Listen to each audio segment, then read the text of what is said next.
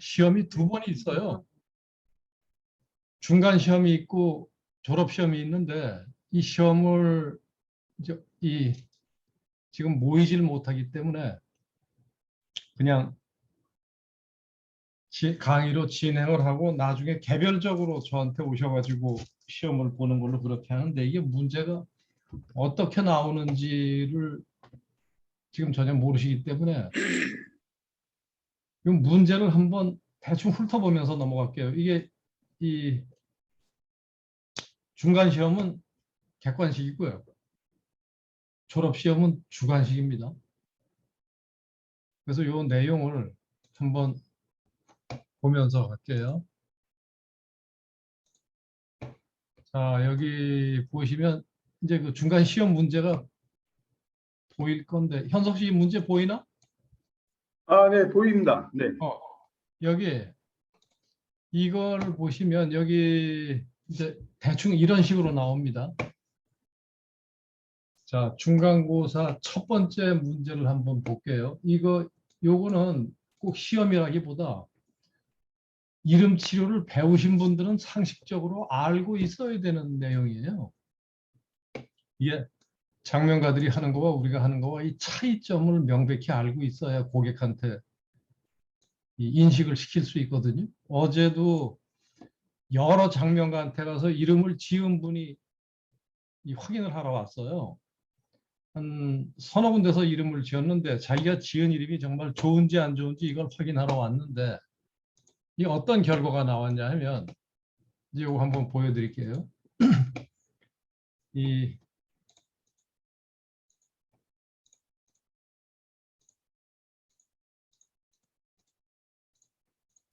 여기에서 요런 이미지가 나오는 경우 이쪽이 왼쪽이잖아요. 여기에서 이 왼쪽의 기운이 떨어지면 대개 위장과 폐 쪽 기운이 떨어지는데 여기 노란색, 흰색이 노란색은 위장, 흰색은 폐대장이죠. 이쪽에 에너지가 떨어진 게 보이는데 이분이 거의 모든 이름이 다 그래요. 여기도 위장하고 폐대장 기운 떨어져 있죠. 이 이름도 마찬가지. 여기도 마찬가지. 모든 이름이 다 토금에서 에너지가 떨어져 있어요. 이런 일이 생기는 이유가 여기도 마찬가지. 장명가들이 이름을 지어줄 때 어떤 이름이 우리 몸에서 어떤 반응을 일으키는지를 모르거든요. 그래서 이런 일이 생기는데 이걸 확인을 한 게 지금 우리밖에 없어요. 여기 장명가들이 사주 기반으로 장명시 좋은 이름을 만들 확률은 여기 20% 이하. 이 20% 이하가 이게 어떻게 해서 나왔냐 하면 제가 이름이 인체에 미치는 영향을 확인하고 나서 그럼 몇 개를 만들어야 정말 좋은 이름이 나올 수 있는지 확인을 하기 위해서 처음에 3개부터 시작을 했어요. 이름을 3개 만들었을 때 장명가들이 말하는 이론으로 이름을 3개 만들었을 때 좋은 이름이 나올 수 있나? 안 나오더라고요. 4개 만들어서 해봐도 안 나오고 5개 만들어서 해도 안 나오고 6개를 만들면 거의 나오는데 약간 부족해요. 7개 이상을 만들었을 때 7개를 가지고 어떤 식으로 했을 때 이게 좋은 이름이 나오냐 하면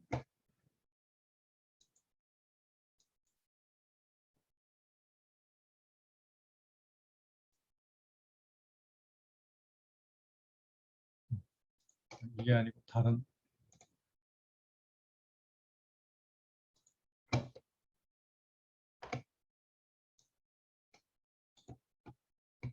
이름을 고객한테 이제 드리기 위해서 이름을 만들어 놓고 이런 식으로 측정을 하죠. 여기 7개를 하나씩 불러보세요. 요거 1분 한 10번 정도 부르고 오락하면 측정하고 두 번째 이름 10번 정도 부르고 측정하고 세 번째 이름 10번 정도 부르고 이런 식으로 측정을 하다 보면 보통 3개에서 4개 좋은 이름이 나와요. 그러면 이 3개에서 4개 정도의 이름을 가지고 다시 측정했을 경우에 하나가 나오는 수도 있고 2개가 나오는 수도 있는데 보통 2개가 나오면 본인이 결정하게 하죠. 그런데 한글은 이렇게 하는데 이렇게 해서 골라놓은 이름을 한글 한자 합쳐서 여기 보면 김 무슨 식 한글 한자가 다 있죠. 이렇게 해서 최후의 이름을 결정하고 나서 이 이름을 이분한테 일단 하루에 1분 이상 4~5번 정도 계속 불러주세요. 그렇게 하고 나서 이 이름이 일주일이나 2주 후에 확인을 했을 때 역시 좋은 이름이어야 되기 때문에 그때 다시 확인을 해보는데 만약에 그때 이 이름이 좋은 이름이 아닐 경우에는 다른 이름을 가지고 또 테스트를 똑같이 한다는 거죠. 그렇게 해서 2차에서 가장 좋은 이름과 1차에서 가장 좋은 이름을 다시 비교를 해보는 이런 방식으로 하는데 이런 식으로 확인을 해보니까 7개 정도를 만들었을 때 좋은 이름이 하나가 나오더라. 그래서 그렇게 되면 비율이 17% 돼요. 그럼 장명가들이 이게 사주 기반으로 만든 이름이 왜 이런 결과가 나오나. 이제 이런 거를 여러분들이 아셔야 이 앞으로 고객들이 와서 질문을 할 때 답변을 할 수가 있어요. 그 답변을 하기 위한 내용들이 지금 여기 시험 문제로 쭉 나와 있는데 2번 문제를 보면 음양오행은 이름 해석 시 적절한 이론인가? 이 음양오행이 이 장명가들이 말하는 음양오행은 사주에 나와 있는 음양오행과 글자의 이름 오행, 이 자원오행이라고 하는 그 오행, 그걸 가지고 말하는 거죠. 그런데 시간의 오행과 글자의 오행은 이게 안 맞아요. 안 맞는데 이걸 가지고 어떻게 테스트를 하냐. 여기서 보면 여기에 오행이 나와 있죠. 오른쪽 위에. 이 오행을 가지고 맞춰보면 그 예를 들어서 요 김 무슨 식이라는 이름이 금토화로 돼 있을 경우에 여기에서 토와 화에서 변화가 오는지 안 오는지 확인을 해보면 변화가 안 나온다는 거예요.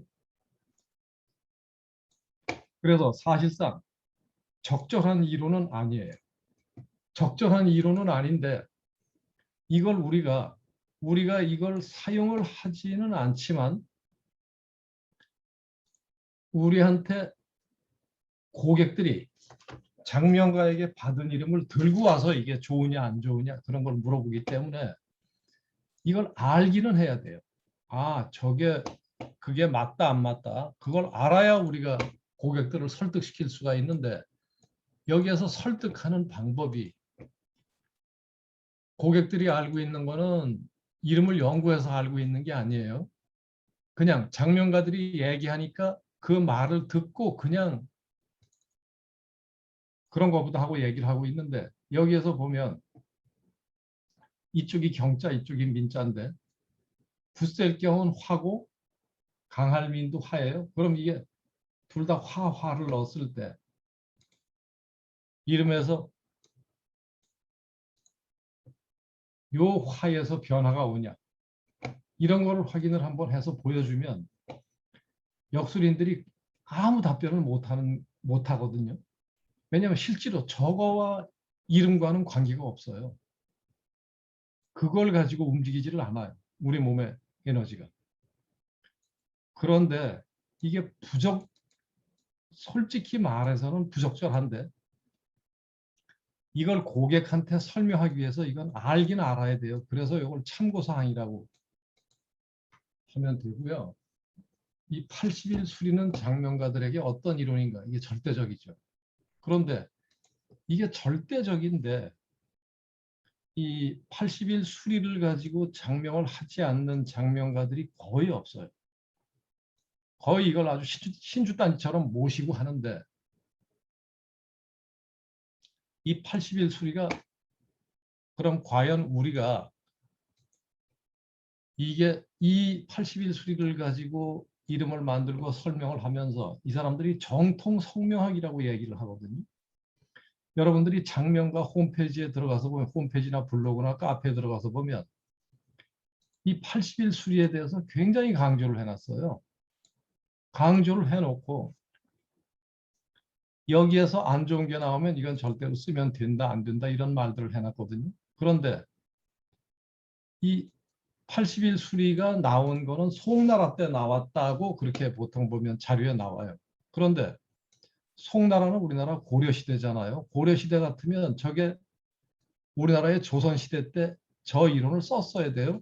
1년에 보통 중국에 명나라의 사신이 보통 서너 번씩 왔다 갔다 해죠. 그때마다 명에서 이 그 다음에 쓸 달력도 받아오고 새로운 책도 받아오고 뭐 여러 가지를 받아왔는데 이게 그 당시에 중국에서 체계화되어 있었으면 우리도 이걸 썼을 거예요. 그런데 여기 자료를 찾아보면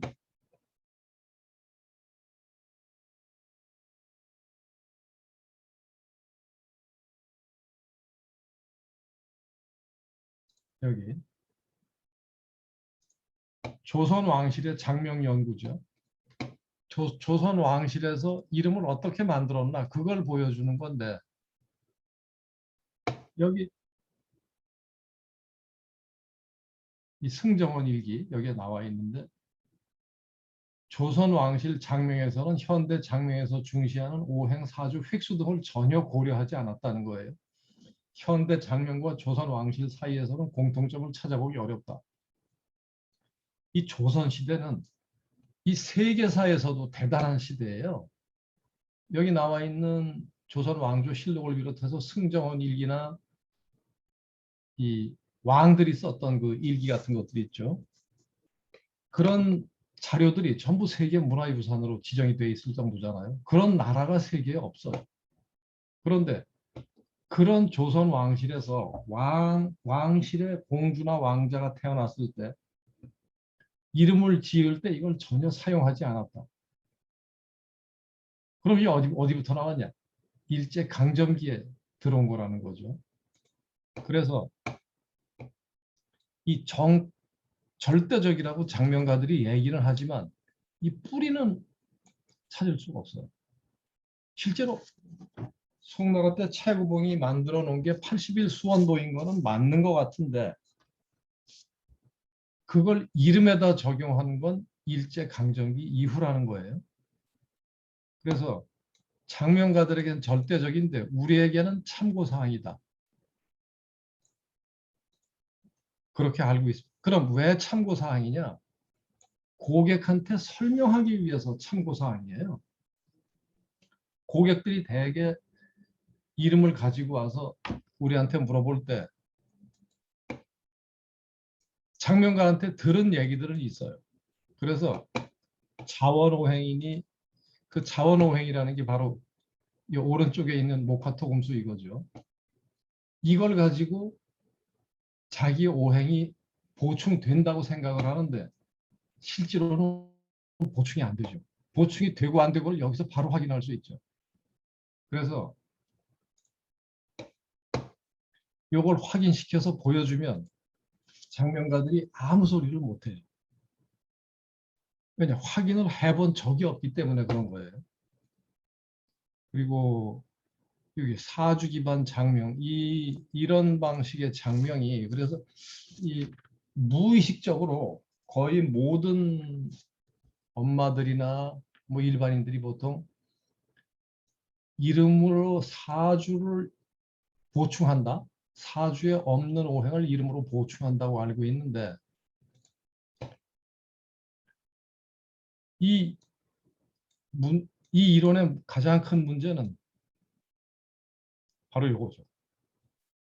수년 내지 수십 년 전의 시간을 기준으로 한다. 그러니까 그동안에 이 시간의 에너지가 우리한테 작용하는 거는 계속 동일해요. 오늘도 24시간 작용하고 내일도 24시간 작용하고 지금 보면 요즘 보통 서울에서 온도가 32도, 3도, 4도 이렇게 올라가고 있는데 이렇게 지금은 날씨가 이렇게 덥지만 옛날에는 이렇게 안 더웠죠.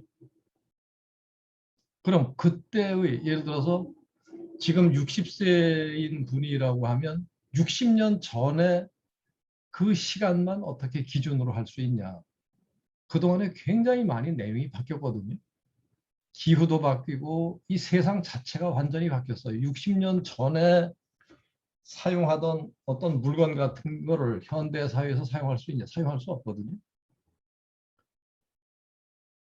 그런데 그때의 시간을 기준으로 태어난 시간이 그 사람의 운명을 결정한다고 하니까 그때의 시간을 가지고 채워놓는데 이 시간이라는 게 이 역술인들이 생각을 못하는 게 못하고 있는 게 뭐냐면 옛날의 이론을 검증할 수 있는 실력들이 없어요.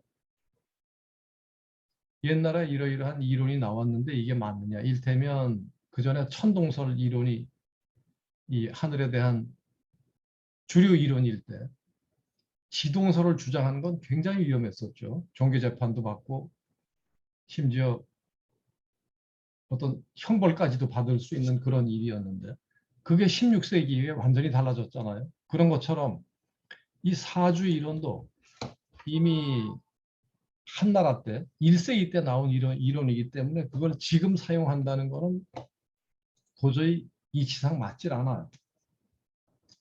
그 시대와 지금 시대와는 완전히 다르거든요. 이게 다른 게 한두 가지가 아니기 때문에 이 사주 기반 장명이라는 거는 가장 큰 문제가 바로 이건데 이 부분에 대해서 많은 분들이 전혀 생각을 못하고 있어요.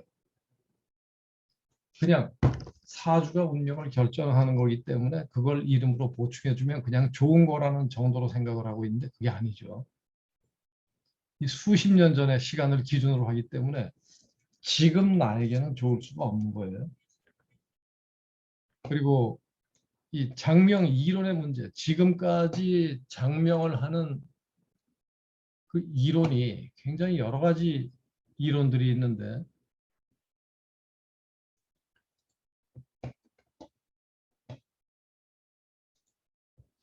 이제 이 이름